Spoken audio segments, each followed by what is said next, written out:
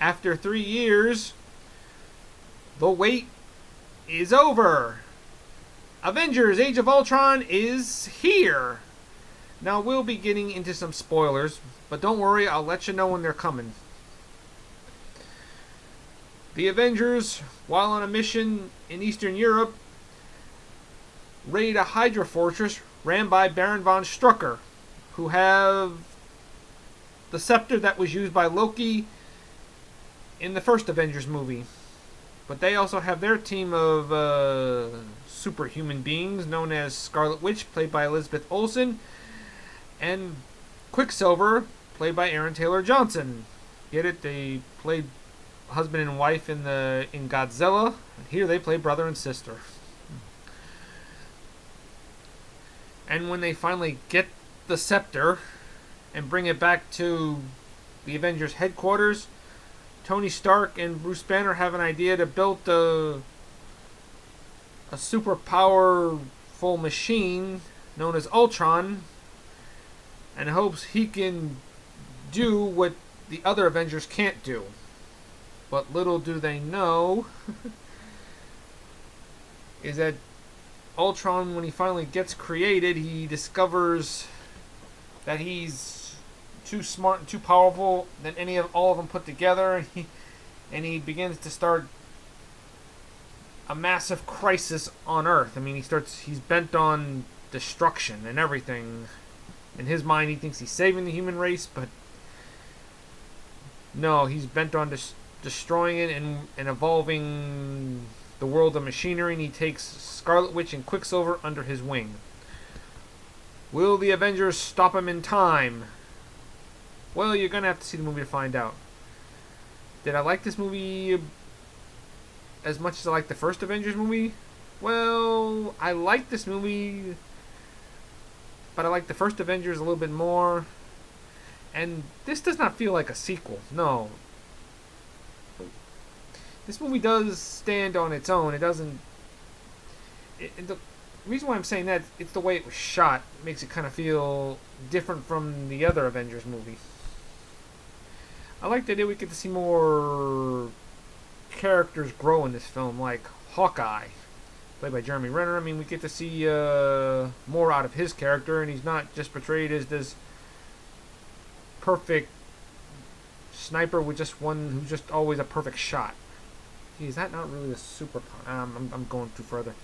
And we get to see a little great acting from Robert Downey Jr. as Tony Stark. I mean, he does have his sheer wit like he does in the other times he's played Tony Stark, but here we get to see him dealing with the consequences of his actions, and he tries so hard after that to make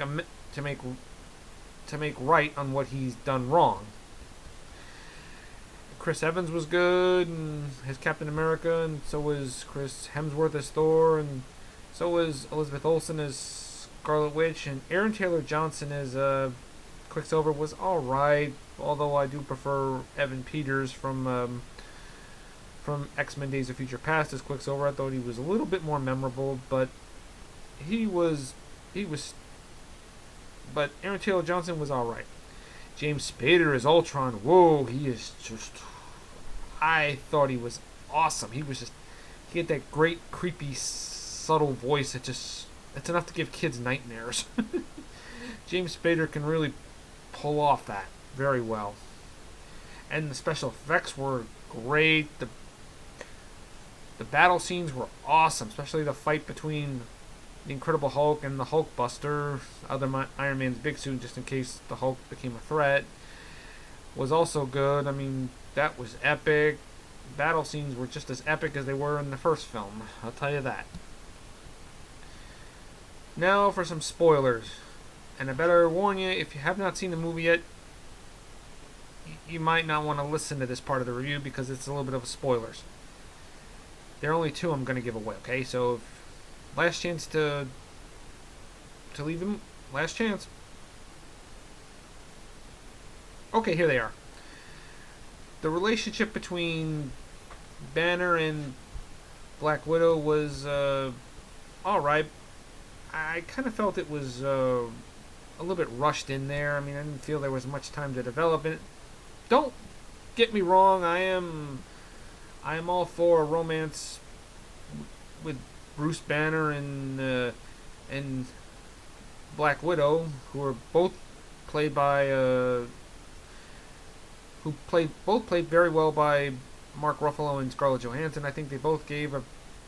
I like the way they both really deliver in that one scene about could these two really have a life together. But I didn't feel much time was given to develop that romance. I mean, just like the hinted at the flirting thing, but they were still good.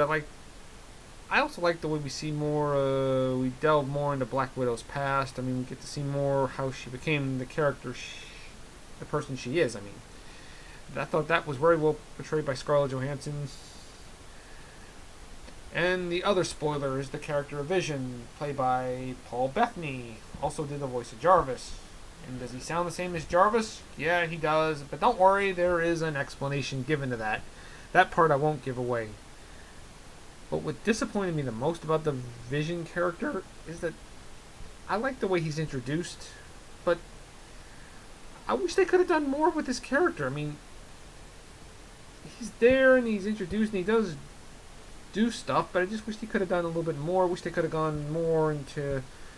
I wish they could have done more with him than what they did. I mean, he was an awesome character, don't get me wrong, but I wish they could have had more of a build-up between him and Ultron. Well, that's my only complaint. I hope to see more Vision in more Marvel movies. I thought this was a pretty good film. It's not quite as good as the first film, but it comes close, so I gotta give Avengers Age of Ultron 9 out of 10. Of course, you know there is an mid-credits